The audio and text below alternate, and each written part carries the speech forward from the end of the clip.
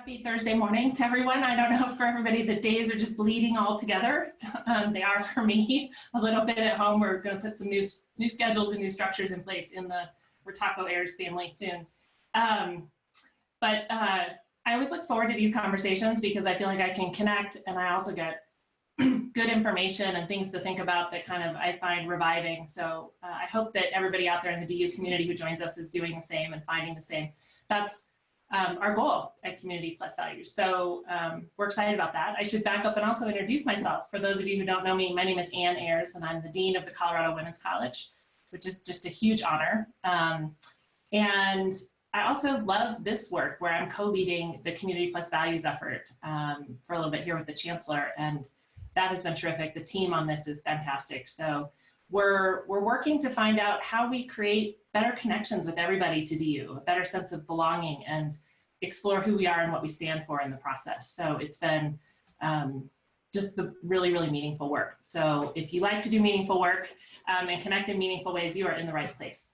And this morning we are going to be joined by two folks from DU Dialogs who are just leading the way. And how do you do that connection when it's tough around conversation? I think that's particularly important in the time that we're in right now. And as we open up our communities, people are probably going to be thinking about wanting to do that differently. And so how do you do that differently and do it respectfully also? And then just in an election year, I think it's a really good skill set to be building. So I think this is really, really terrific. I want to introduce you to our two guest stars, and I'm going to call them stars because I was just saying before we got onto this call that I have an opportunity to read a lot of bios in my work and you know, work with a lot of young professionals. And I always look for two things in a bio. I always look for so what and what's next, because I want a sense of who they are. And they nailed it. So I'm going to do something I don't really do, which is I'm going to read these bios to you, at least in part, because I think it gives a really good sense of what these two people care about. So Netta and Manda, I hope that that's all right with you. But so Netta joined the DU community once again. So she's been here before, but as a program manager for DU Dialogs, adding staff to her list of having been a student, a campus leader, and an alum. She's trained in community organizing, and she likes to look for opportunities, events, and programming that focus on elevating the voices and stories of people that move folks to action. So I think that I love that, that activating part. Like that's what I heard in that, is just that you're not just listening to stories for the sake of listening, but you're listening for stories for the sake of changing the world, which is awesome. You're a Colorado local, passionate about community engagement and its potential to initiate sustainable community change. It looks like you previously worked in college access and youth leadership programs with a focus on social and environmental justice as well as educational programming. Part of your time was spent at the Spring Institute in events and outreach. So that's a local nonprofit here that is a provider of effective intercultural learning programs and services for immigrant, refugee, and host communities. I just have to pause and say that's so particularly important right now. I hope that their work is going well. You've also worked as a community outreach coordinator with a local foundation called the Philanthropies. How do you say that? I love that. You're so good. Philanthropies. Philanthropies. P-I-E-C-E. Philanthropies Foundation, focusing on climate justice, indigenous rights, and immigrant rights. Netta is also a certified speaker for the Colorado Muslim Speakers Bureau, which is a nonprofit organization that gives educational presentation about American Muslims and their faith as a means of promoting religious literacy, mutual respect, and understanding. So, and I'm also an advocate, an avid podcast listener, but I just love the themes through there, and it makes so much sense that you're involved in DU Dialogues, and I'm proud of the fact that we have somebody who's going to do that kind of change in the world that graduated from DU. So thank you for lending your expertise today. Manda, you and I, this is the second chance we've had to meet, and I just loved your energy the first time, so I'm glad that you're here again. Manda has a BA in developmental psychology from Rollins College, where she found a sense of purpose and belonging through the Center for Community Engagement and Leadership, as well as the Child Development Center. So again, I just love that you kind of put into your bios what makes you tick and how you connect it.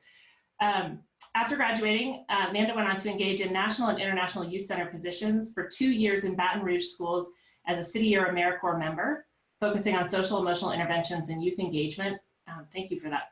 It's just important work. You also served in the Peace Corps youth and family sector and learned about the necessity of co-creating reciprocal partnerships that center the experience and knowledge of youth and communities themselves. I think this is so important. I spent some time working with the Colorado Children's Campaign, which focuses exactly on that. How do you have a legislative voice for kids in the state? So really important to give voice to folks who don't necessarily have it because of their age and position, right? As an educator, Amanda is committed to leveraging student voice and flattening power structures through policies and shared visions with students. She's now pursuing a master's in higher education over at Morgridge and wants to invest in the role that higher education has in community development, which is great. So Amanda hopes to support future leaders in becoming self-aware and socially responsible. I think you're gonna not just do that for future leaders, but current leaders. So nice job. You're inspiring up, down, and sideways. So I'm so glad that you're both here. I'm gonna turn it over to you both with a quick question to start. And that is, Netta, I think one of you is gonna answer this question, which is sort of give us a little bit of background, just DU Dialogs, what's the 411 on that?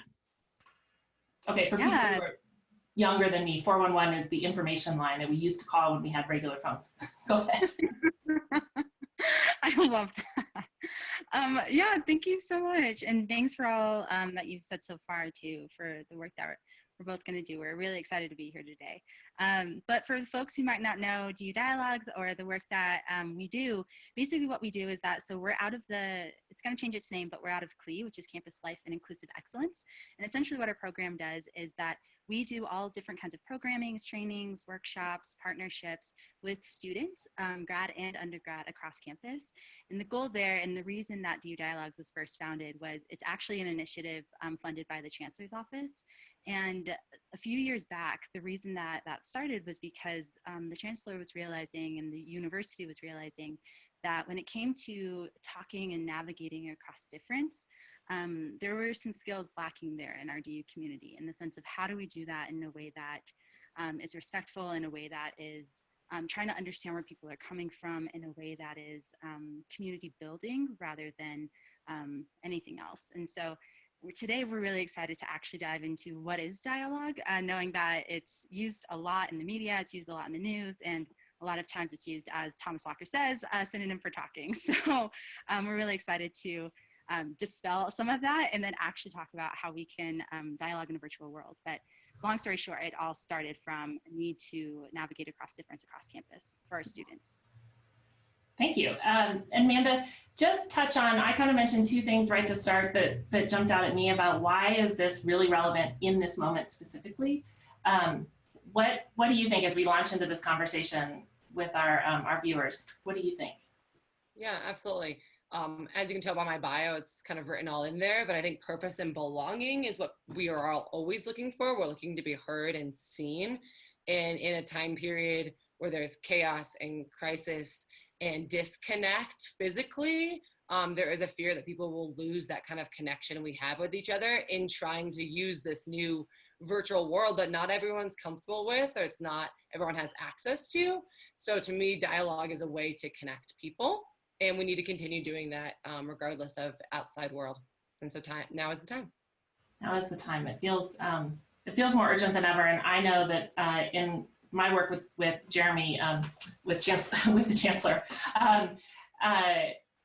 he talks a lot about this. I think that he's really thoughtful and worried, but in the positive sense, about making sure that we have those capacities in a really rich way on campus right now, because there are a lot of controversial issues and a lot of different perspectives, and we really have to be able to do this. So I know that he's really committed to making sure that this is a hallmark of being part of the DU community. So you are all leading the way. I hear Thomas Walker's name in every other meeting I'm in. So I know that he's on with us today, and pop in and join a little bit on screen, but your work is just incredible. So the format for this is going to be that I'm going to say ciao, and I'm going to fade into the background.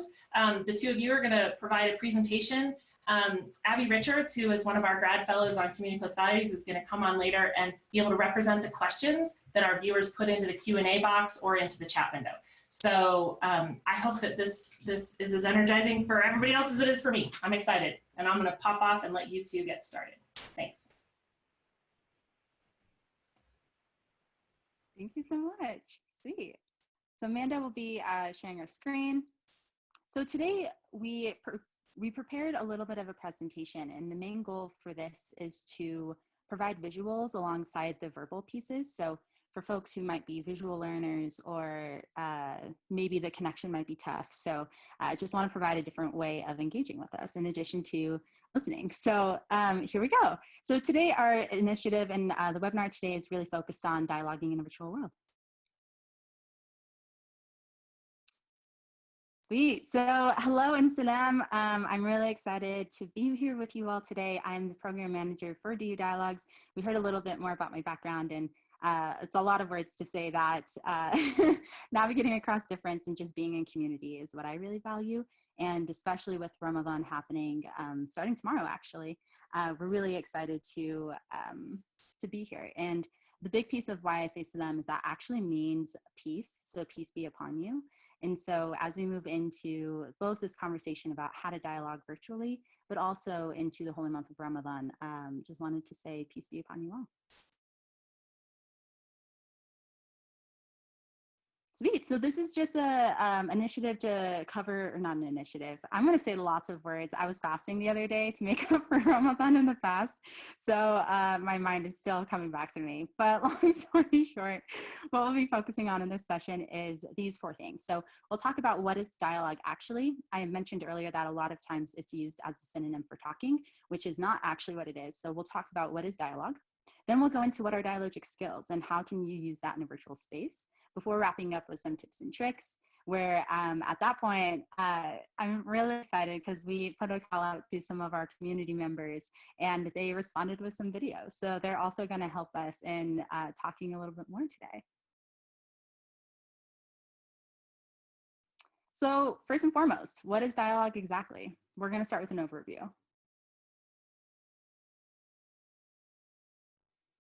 So when it comes to dialogue, there's actually multiple models. So whether that's in a group relations, sustained dialogue are a few that our team has been either partners with directly or we're trained in. So this is one definition of dialogue amongst many, and this actually comes from the Sustained Dialogue Institute, where Hal Saunders is the founder, or was the founder. And the definition that we've been using the past 3 years and still really love is this one. And I'll read it kind of quickly, but essentially dialogue is a process of genuine interaction through which human beings listen to each other deeply enough to be changed by what they learn. Each makes a serious effort to take the other's concerns into their own picture, even when disagreement persists. So again, even when disagreement persists. No participant gives up their identity, but each recognizes enough of the other's valid human claims that they will act differently toward the other. This is a really powerful definition, and on the next slide, we'll actually show you some of the pieces that we've pulled out. So you can go on ahead and move on to the next one. Cool. So when it comes to that definition, these were some of the key pieces that we pulled out. One was the listening deeply, right? So exploring what experiences and insights others bring. In times when we disagree, or times when it's somebody says something that might trigger us or might bring up past experiences, sometimes that is the hardest thing to do, is to actually listen deeply enough to what they're saying. The next piece is being open to change. And that doesn't mean, and we always get this question, it doesn't mean that you might have one identity and by the end of the conversation, you've completely changed that identity. Some things you can't actually do that with, for example, race and other pieces, but some other ones, it's not that we're asking for magnificent or huge changes when it comes to identity, but instead that people are just open enough to be even changed slightly by what they heard. And that can be expanding our understanding and relationships, even while you're still maintaining the positions and values that you have. But at the end of the conversation, it's that you're open enough to be changed by that understanding or that relationship. And then the last part is acting differently. So, right, when our slogan in DU Dialogues is more than just talk. So of course we got the talking piece, that's a huge part of it. But fondly, another thing that we say is that talking doesn't actually equal dialogue, because you can easily talk to a wall. right? But at the end of the day, that's not really a dialogue. The talking piece comes when interacting with one another. And we hope that through dialogue, a huge piece of that is that we'll act differently toward one another. So what that might look like is supporting and challenging yourself and others to engage more openly, honestly, and effectively across lines of difference.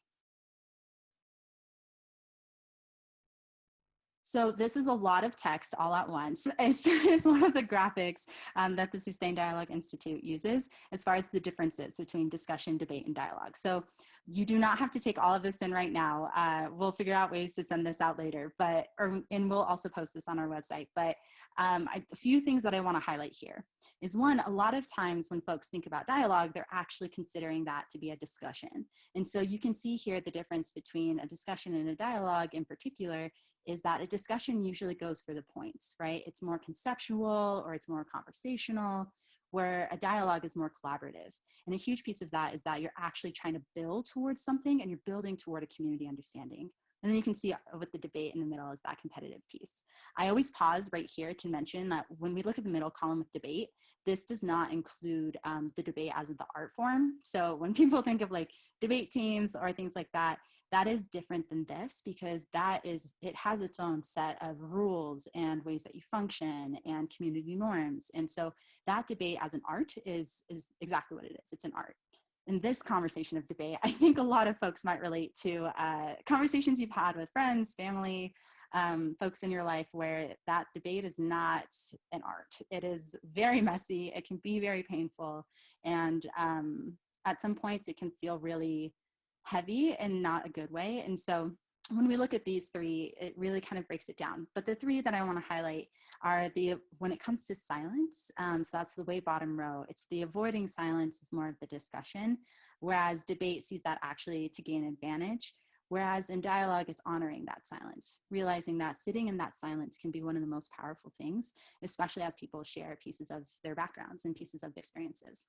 Another big one is when it comes to community networking on campus or in other spaces, it's all about relationships. So when we look at the difference there, it's in discussion, you're retaining the relationships, whereas in debate, that might just be disregarding them, not seeing that as an anchor for the conversation. Whereas in dialogue, it's all about building those relationships. And then you can see a few other pieces here. When it comes to points, discussion might be about presenting the ideas, often making them clean or trying to be neutral, whereas debate is very much focused on that right or wrong, so that spectrum through quote unquote evidence. And then dialogue is all about bringing out ambivalence or like nuance is a really great piece, realizing that all these different truths can exist at once and we need to be able to hear them, to understand at least where folks might be coming from, even if we don't have those lived experiences. So again, this is a lot of text, but those are the pieces I want to highlight here. This is always a little, we try to add a little humor, and that is, if anyone knows Thomas, that is a huge piece of our approach to the work, is definitely a little pieces to laugh. And so even in the presentation, we're excited to share some pieces from our community members that we hope will just make you laugh. But in this, it's Calvin Hobbes. Calvin saying, the more sentences you complete, the higher your score. The idea is to block the other guy's thoughts and express your own. That's how you win. Hobbes is like, conversations aren't contests. Okay, a point for you, but I'm still ahead, right? And so when we think about that past life, when it comes to the points thing, when it comes to a conversation, it should be about points, right? It should be about those relationships and trying to navigate and show up for one another. And so that's what we need to do. All right, so the next part is that we're going to get very tangible here. So we're going to talk about dialogic skills. So let's break that down. These are some tips for asking dialogic questions that I think are really powerful to remember. So when it comes to asking questions, I think that is probably one of the most important things that we can do for one another is that a leading question? Is it a yes or no question? How are we asking questions that bring in nuance? And how do we ask questions that promote the ability to build relationships? And so for this first point, it's asking for experience rather than opinions. That's a big piece when it comes to discussion versus dialogue, this piece here. So instead of asking, what do you think affirmative action? That shift would be, what have your experiences been with affirmative action on campus? Again, focusing on that experience piece.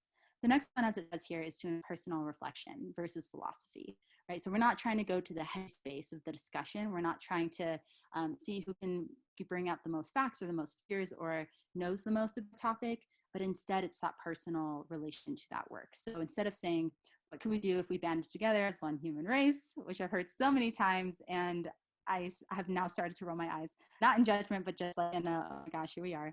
To trying something like, share a story of a time when you needed more support from our community. That question is significantly different and can provide a lot of context and conversation in ways that others wouldn't. And then the last piece here is to eliminate backgrounds versus concepts. And so with that, cool, I'm just checking. Checking everything's good with my network. I have really sketchy internet, folks. But here we go. The last one is to eliminate background instead of concepts. So again, it's the discussion versus the dialogue piece. So instead of saying, how do you define concepts of fairness, which can be very kind of heady and out there and like have very different understandings. People have very different understandings of what fairness might even mean. To, you mentioned fairness, right? So you're recognizing that concept and then asking, what's an experience that makes you passionate about that? So these three are key pieces when it comes to asking dialogic questions. It's asking for the experience over opinions, inviting personal reflection instead of focusing on that philosophy. And then the last one's illuminating background instead of going to the concepts. So these are pieces that that a lot of folks might have heard in different spaces, but the use and the importance of I statements. So we just gave some examples here, and on the next slide in a moment, we'll actually dive into a few more nuances. But you know, it's some I statements may or may not include I statements, so you can see some examples here. So the I grew up obviously has I in it, but the next one is the growing up in a single parent household taught me, right? And so that doesn't have to use I to still be an I statement. Whereas, again, not all statements that have I are I statements. So we think about all men are rude or I hate your shoes, like those don't necessarily matter, right? They're not, they do matter in a way, but they're not I statements. So yeah, that's a little bit more of the nuance between asking those I statements. So with this piece here, we really want to dive into a few more tips. The first one is to avoid the hypothetical you. So instead of saying, when someone harms you, you should forgive them. This is actually something that I've seen quite a bit in the classroom when I teach about dialogue, and also within our community, is that a lot of times folks are trained to say you instead of either claiming that statement or naming exactly who is the you. And so a big piece is that within the I statements or within communicating those pieces, and at least speaking from personal experience, it's all about avoiding that hypothetical you and just claiming that. One thing that I've told my students in the past is that you don't have to use you as a way to either not directly say what it is that you think or what exactly it is that you've experienced, because at the end of the day, the things that from our personal experiences, those matter, right? Our personal experiences matter, and we shouldn't ever have to preface them. So I say, own that, right? Just say the I statement, use that, say this is my experience. So that's where that comes from. The next one is being very careful to not slip into opinions, states, stats, and facts. As you can see, that is it quickly slips into more of a discussion. And so at points, you might actually need that in the conversation. But I think it's really important to just pause or at least name that, hey, we're not dialoguing at this point. Is it cool if we just discuss this for a second? So as you can see, this is an example of what might quickly slip into a fact with a what's the word? With like a value judgment to it, or with a statement that comes with it, as you're trying to attach what your point was to a quote unquote fact. Split that up. Just don't do that. At the end of it, like be careful about slipping into that and just try to say what it is that you're trying to say versus using facts to do that. And then the last one's avoiding generalizations in general, right? So definitely not speaking on behalf of others. Statements like everyone loves their mother, that can bring in a lot of baggage for folks. And I think that the more that we're able to, or the more that in dialogue in particular, we're able to avoid those instances, it allows folks to really show up in ways that actually take a part of their story or honor their story in a way. So instead of saying we all enjoy going out on Fridays, that's also not fully true. And so I joke with my students that don't lie to me, because, you know, generalizations at the end of the day don't fit every single person. So I'm like, don't lie to me, just don't do it. So in these instances, avoid the hypothetical you. Be careful about slipping into those opinions, stats, and facts and arguments when you're trying to dialogue. And the last one is to avoid generalizations or speaking for others. In this next part, we just want to give a few more pieces about how to do all of this virtually. So it looks different, but it's still dialogue. With currently where we're at as a community and as a collective, I think a really useful tool virtually is how do we build connection knowing that we're physically apart. I also want to note that this is probably one of the most important and also one of the hardest things to do, even when we're together, is to build those genuine connections. And so even, you know, that virtual piece adds another barrier, adds another layer to navigate through. But at its core, this is still relevant just in your day-to-day life. But the big things that we wanted to focus on here was in order to build those connections, we really encourage folks to take time to laugh, right? In the virtual space, do those icebreakers. The next part is name your purpose, right? So it's okay to clarify the why and the what for before you, and then the last one is to set your norms. The other piece that we want to say, so we just talked about building connection. With the building, or to navigate difference, these are some recommendations we have for the virtual space. Is it's okay to slow down. And sometimes when you're having a conversation, and especially in a virtual, especially if it's like written or even in Zoom, if things are breaking up, it's okay to just pause and say, hey, do you mind if we come back to this? Or, hey, you know, I really didn't hear that. Can you clarify what you just said? But it's okay to slow down and not have to feel like you have to immediately respond to what the next person is saying. But instead, it's okay to honor that silence and name that, hey, you know, just give me a moment to sit with that. That was really powerful. The next one's to name what you need. And this is especially important with, I don't know how much computer time folks are facing, or the other challenges that might be happening in the spaces that you occupy. So within this one, I just want to say that it's okay to name, you know, I've been on these calls for X amount of time and I just need a second before I have this conversation. Or to name like, hey, this is a really important conversation to me and I want to have it, but I've had a really long day. Can we maybe schedule another time? So it's okay to say and to name what you need.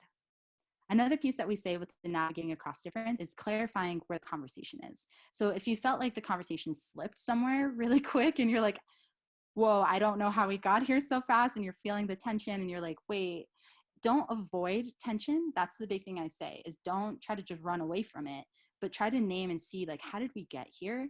To see if do we need to clarify something really quick, or are we actually just not agreeing on something, which is okay, because you don't have to agree in dialogue. But at the end of the day, it's, can you still sit in the space to understand where someone's coming from? And then the last one is to know that you can always pick up on another day, or to say no to having a conversation. So if you're trying to have a dialogue, we always talk about this in the sense of consent. Like, two people have to agree to have the dialogue. And so if someone is in a space where they just want to debate, or if they're in a space where they just want to talk that isn't a dialogue, right? And it's okay to walk away from that, or to say, hey, you know, I don't think that we're going to really understand where each other are coming from now with the current situation that we're in. And so know that you can always say, pause, make sure the other person is also wanting to have that dialogue, and then you can move forward. So as you can see, there's no one answer to doing any kind of dialogue online or engaging across difference online. So these were some tips that we hope are relevant and useful, and we'll continue with the rest of the presentation to show you pieces of that. But the big thing that I always encourage folks to do is to just try, experiment, and see, because there will never be a perfect situation to have the perfect conversation where you can just perfectly navigate across difference. That doesn't exist. So it is murky, it is messy, and that's part of the beauty of navigating across difference, right? It's trying to see, trying and seeing. So for the next part, I want to wrap up with just some tips and tricks about how to do these online. So we encourage you to not full out facilitate a dialogue online unless you're a trained facilitator, because it can get very, very heavy. And so if you are looking to do that, please know that our office, DU Dialogues, is here to support when it comes to students. And so, but a few other pieces just want to clarify with tips and tricks is to clarify expectations early as a collective. So that basically translates to setting up group norms that you can come back to time and time again. So one, expectations are clear up front, and two, you can come back if we need to be held accountable. And also just add some like fun norms. The next part is speak only for yourself and be mindful of others. So to remember, again, to avoid those generalizations and think of the acronym WAIT is one that we love to use on our office, which stands for why am I talking? That is a great question to always ask yourself in these spaces if you're trying to have dialogue online is, am I just saying something to fill up space because I'm uncomfortable with the silence? Or am I saying something because I felt like I haven't been heard and I really want to share this now in this space? Or is it something in between? But that question or that acronym of WAIT, why am I talking, is a great one to keep in mind. And then the last piece here is to be transparent, right? And it's okay, especially with virtual, like it just shows you're human, right? That this is, a lot of us were thrown into situations we couldn't have ever imagined or prepped for. And so it's tough for a lot of people, and it's okay to name the challenges and to navigate solutions together, right? And that I think is so important, is knowing that the core piece about dialogue is to navigate across difference to build community. And that if we're going to do that at the end of the day, transparency is a way to build trust. And also you don't have to have the solution yourself. So with this, I'm going to turn it over to Amanda to take us away with a few more pieces.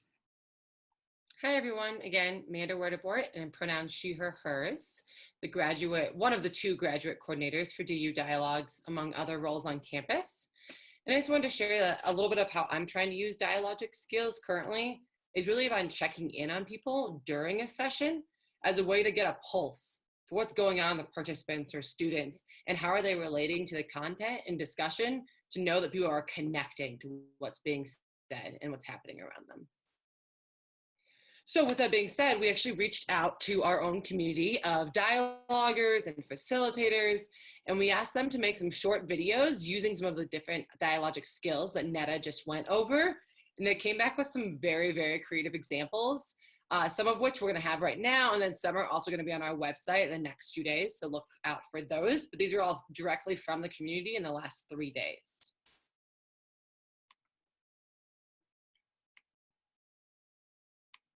And we're not going to work for me right now.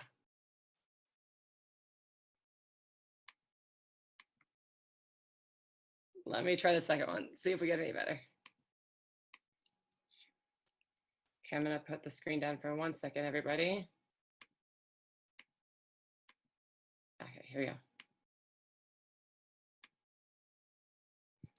Hi.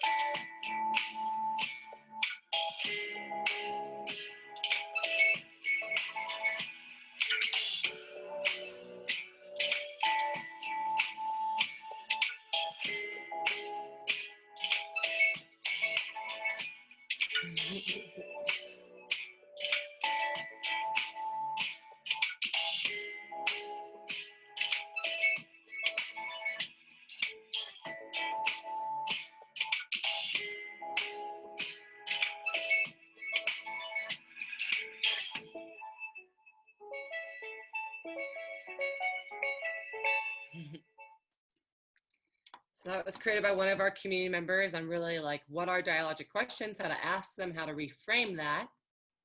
Next, we have a guest, Macy, sharing with us her experience of active listening. Macy, what has been your experience having everybody home all of a sudden?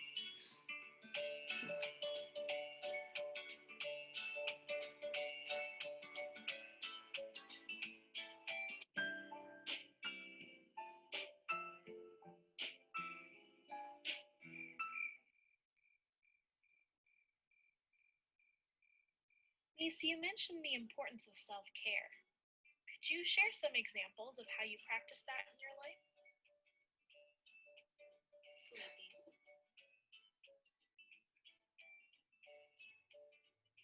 Good hygiene.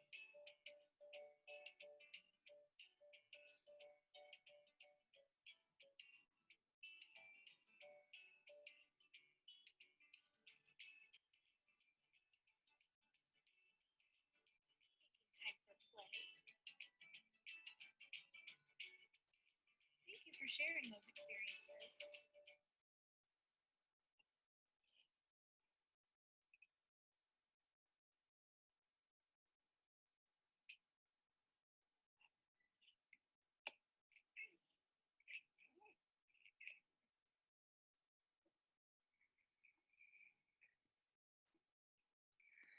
Again, like Nana mentioned earlier, our office really strives to also go through that, adding some comedy to it, and knowing that serious conversations are also about connecting, and people can connect in with comedy, like Macy. And lastly, our active listening again.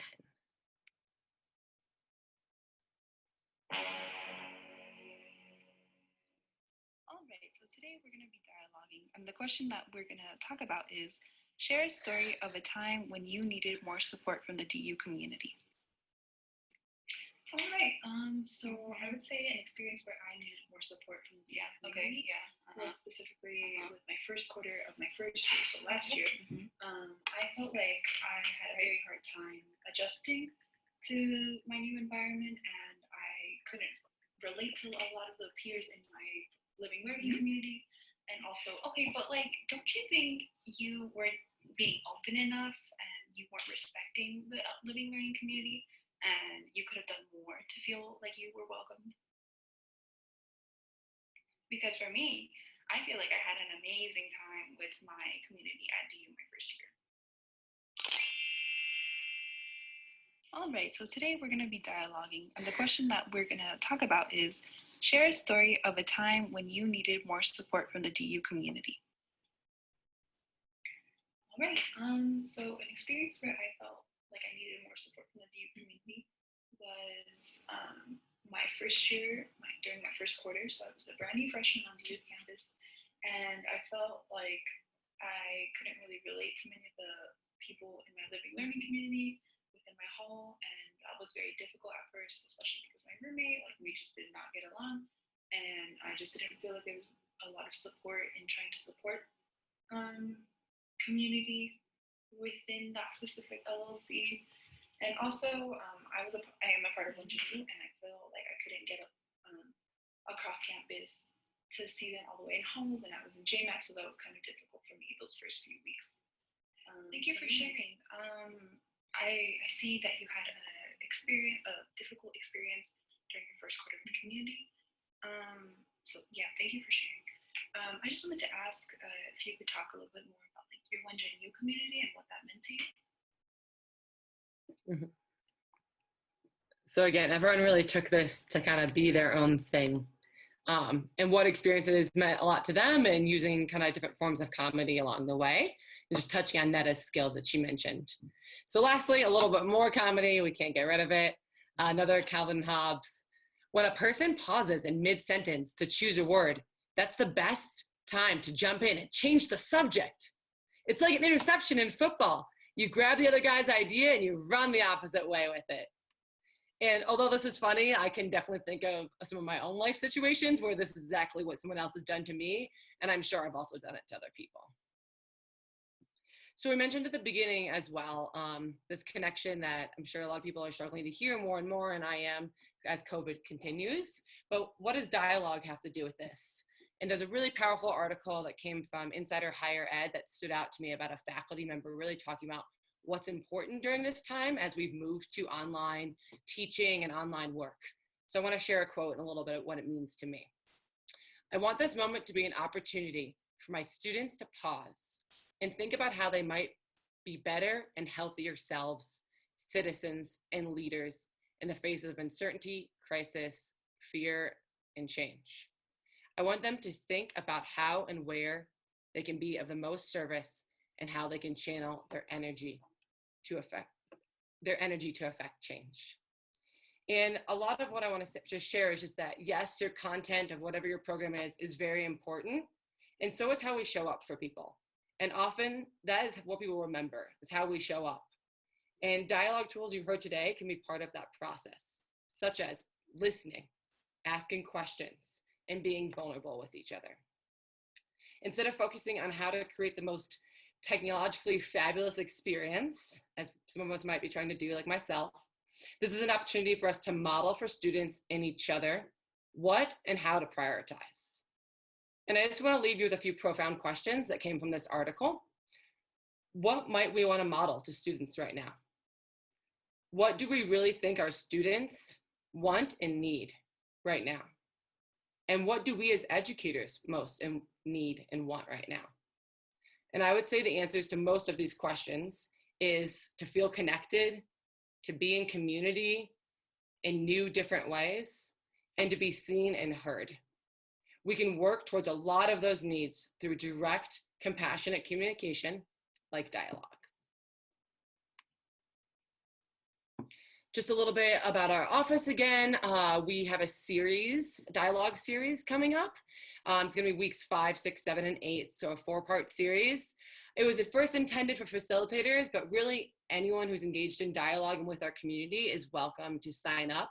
The link is on this slide, but Netta or I will also post it in the chat before the end of this session. If you have any questions, you can also reach out to our office about this spring series, as we're calling it. I'll turn this last part over to Netta. Thank you so much, Amanda. Thank you.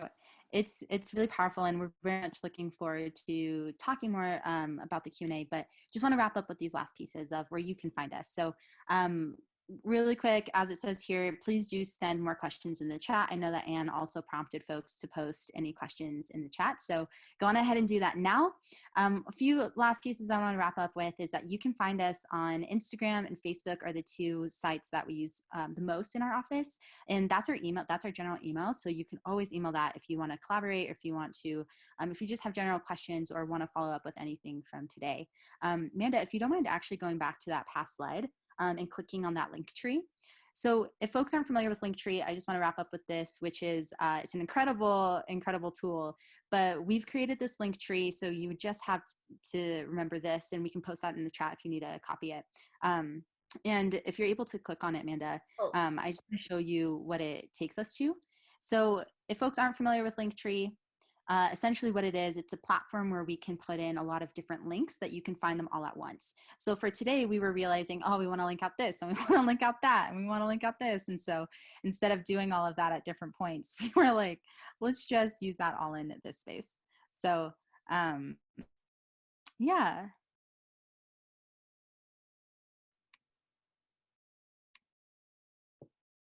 See, thanks, Amanda. Hi, are you ready for Q&A? I think we're ready. Oh, hi. Thank you for doing that. I love this office. I've worked and I was trained as a facilitator, so I really appreciate you. One of the questions that we've had is, and I can't imagine facilitating online. It's already hard doing it in person. But if we're not facilitating dialogues online, what are some tips or rules or words that we could think of to help us remember these key skills when dialogue gets tricky? Can you say that one more time? Oh, sorry. What are your top 3 rules or words that we could think of to help us remember key skills when dialogue gets tricky virtually? Yeah. You go, Amanda. Okay, I can think of one or two, and then Netta can fill in two. Just the first ones that came to my mind, again, are asking people for experience.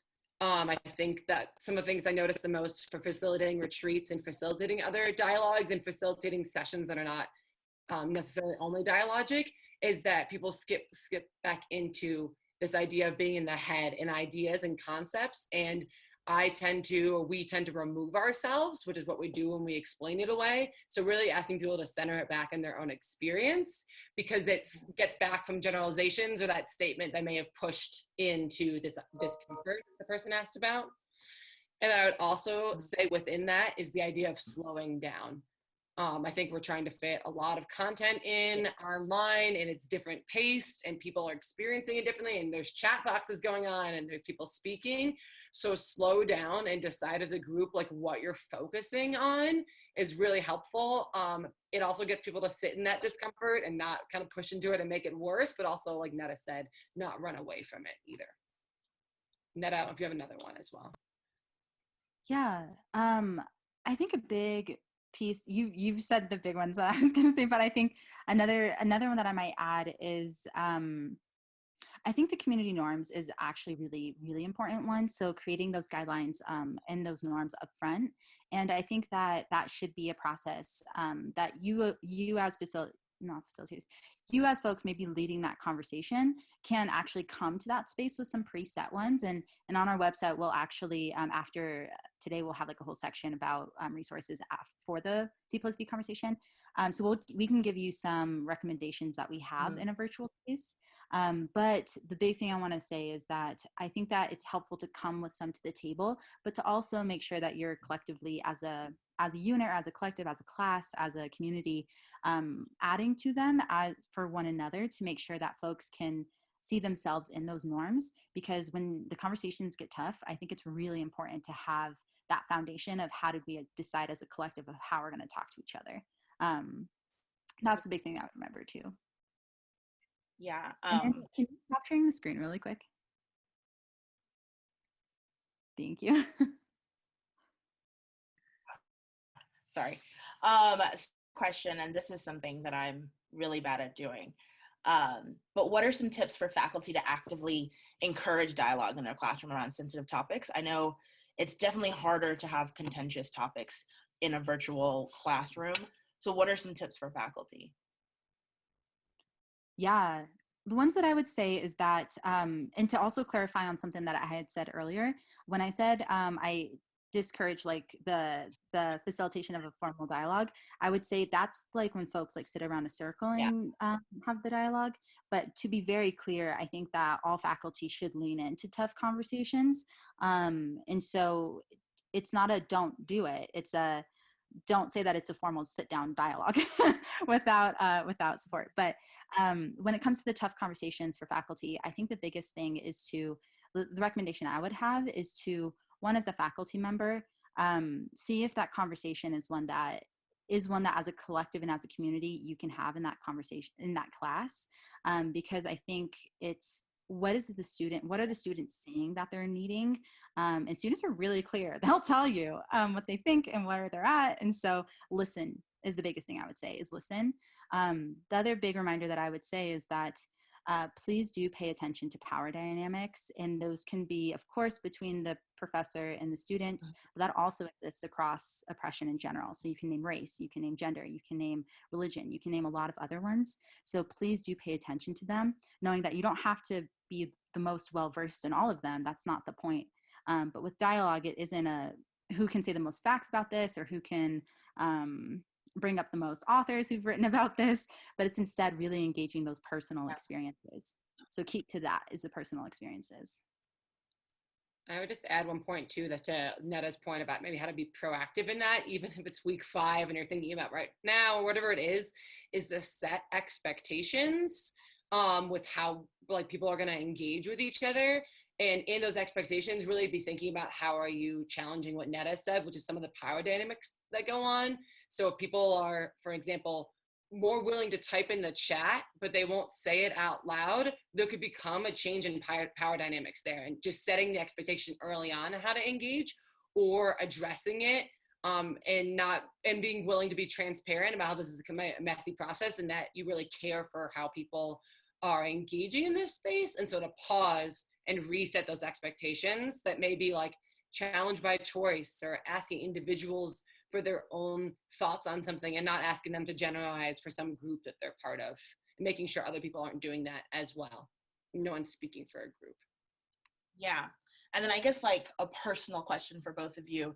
I don't know if you've noticed, but I think being trained as a facilitator, sometimes you realize that you're wanting to want to dialogue. And so what are some tips to like remind yourself you're not in a dialogue situation and this is a conversation? Absolutely. One thing that I've done, and I've had to do this in class, I've had to do this with neighbors, I've had to do this in a professional setting as well, across community partners. And the biggest thing that I try to remind myself is like, what is the point? Is the simple question that I'll ask myself is like, what is the point? Is the point of this conversation right now to build relationships? Are we debating something? Are we discussing a topic? Are we just trying to like just get an answer? Which in that case, like if we're just trying to do something, like sometimes dialogue is not the best tool. So when it comes to that discussion, debate, dialogue, like dialogue isn't the answer for everything. And so that's the biggest thing that I remind folks is just, what is the point of this conversation is the question that I ask myself. And to that extent, then I'll actually say like, are you actually willing to have a hard conversation around this if we need to? And if the person's like, no, I'm at a point where I want to do XYZ, then I can say, hey, like, I was hoping we could have had a bigger dialogue, but if we're not at that point, like, just know I'm always here for that conversation if it's appropriate, but I don't think now is the best. I don't want to, so I'm very clear on my boundaries. I'll be like, this isn't going anywhere. The point is that this isn't going to go anywhere, and I'm not here for you to yell at me. So that's what I kind of say. And I think this is a great question, Abigail. I think partner could probably also ask me to answer that question because I slip into it all the time. But I try and think of asking people what they need of me in a moment. Like, do they just need like a fact about something? Is that what they're looking for? Are they looking for my experience? Are they looking for like my knowledge because I'm educated on blank? And then naming what I need from them. Like, I need you to explain more about that, and being like, I can't wrap my mind around it. So it's really, I think, like figuring out the needs of whoever's involved is the other way I try. But I often slip back into dialogue, so maybe I'm not the best example. Yeah, thank you. I'll definitely take that in because I need that. Another question that we have is going back to group norms, and one of the key tenets of dialogue was honoring silence. I think when you're on Zoom, people are constantly speaking over each other. How do we, in a friendly way, call someone out that continuously is interrupting or talking over people in this virtual space? So I've actually faced this quite a bit in my class, which is not that issue, because what we did was we actually built in our norms, like ways that we'll communicate together in a virtual space. And so we can give some, again, on our website, we'll put in some recommendations of how to do that. But the big thing that I always say is like, as the person who can control people's mics, like own that, like take that, and that, like if somebody is doing that in a detrimental way, know that you can always use that feature in Zoom. The other piece that I would say is be careful not to silence though, right? So if it's the student who's saying, this has been my experience and this is the oppression I've been facing and this is why I'm frustrated, listen to that. But if a student who's coming from a place of trying to play quote unquote the devil's advocate or like whatever thing, a devil's advocate in a dialogue is, I think, one of the worst things, and kind of an oxymoron, is that is not the role. Like if you Google the definition of a devil's advocate, the whole point of that is to debate, right? It's to provoke disagreement. And so that is not an appropriate thing when it comes to dialoguing.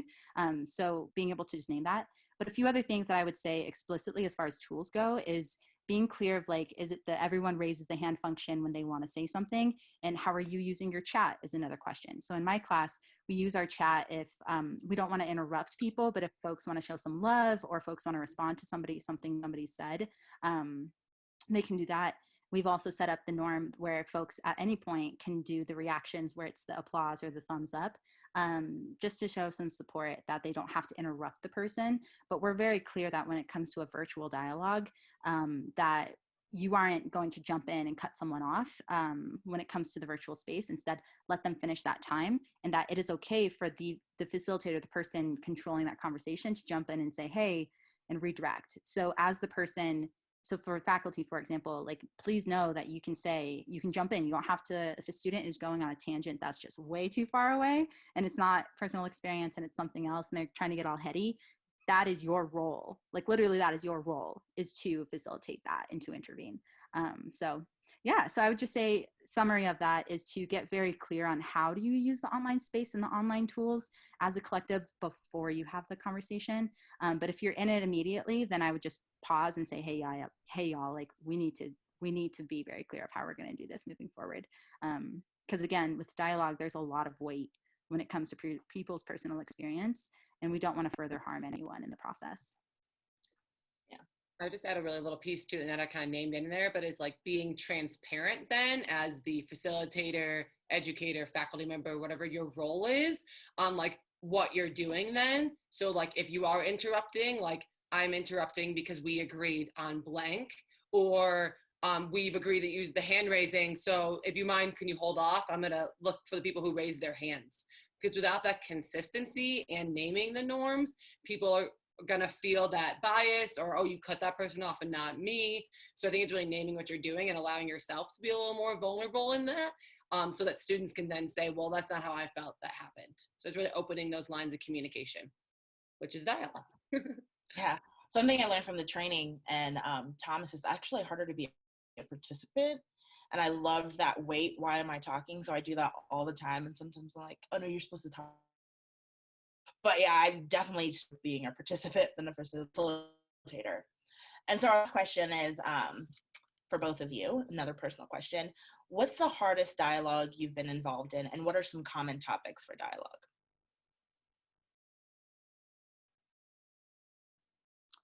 I think for me, one of the hardest dialogues I was a part of was last quarter, or because there's two that really are similar to me, but long story short, it was the conversation around like, we can do better. And for folks who might not know that, it's the demand from students to see the university do better when it comes to how do we address gender-based violence on campus. And so that conversation was one that we had in our classroom, and it was so incredibly hard to sit with so much of the pain and the hurt that people had been, and the frustration and just the pure anger that people had in it. And I think that for me as a facilitator, that was just so hard to navigate. How do you even like respond to somebody just saying like, this has been my experience? Like, how do you even respond to that? But also the other piece was just as a human sitting in that hurt, seeing how much our students have been suffering and continue to suffer. And I think that was by far the hardest conversation I've been a part of in a long time, was how do I both show up as somebody who's frustrated with all the roles that I've had on campus. So as an alumna, as a student activist in the past, as a staff member now, and also I'm teaching. And so I think there's those pieces, but I think it's the, how do I sit with all of that and also continue to encourage students to navigate across difference and to name what they need and to share their experiences honestly and openly for action. And so, yeah, that was my hardest one. Also, sorry if I missed the second part of that question, but I'm going to turn it over to Amanda. Yeah, I got the second part now. So, I mean, I don't think it's been like single dialogues as much as like moments. And I think a lot of that comes up around race, especially depending on like the demographic of the room. And then for myself, what comes up with family. And especially when I'm facilitating in those moments, like, how do I stay in the position of listening and not starting to go through my mind of like what's coming up for me, and knowing that I'm human, but like that my role in that moment is to really hold that space, which means I need to be present. And I think a lot of the conversations around race in particular, but any topic where action feels almost like immanageable. Like, how can we jump from all these experiences people just shared to really any kind of action? And to me, that feels a little demoralizing, like where to start and where to go. So I think it's kind of like a series of moments. And then the second question was around common topics in dialogue, I believe. So a lot of identity, like anything around people's different identities and their experience with privilege and power and oppression within those. For example, with the Global Res students, we did a dialogue about the American identity and what are people's different experiences with who belongs to that, how families have been treated, what they believe kind of their role is in recreating the American identity. And then I don't know, we've like sustainability as well, especially around like environmental justice, and a lot of it really linking back to identities. Yeah, thank you. Thank you both for being here and sharing. As we mentioned at the beginning, this is a 2-part dialogue session. So we'll be back again May 7th for a more fishbowl kind of exhibit what it looks like to dialogue. I want to thank you both for being here and for coming back.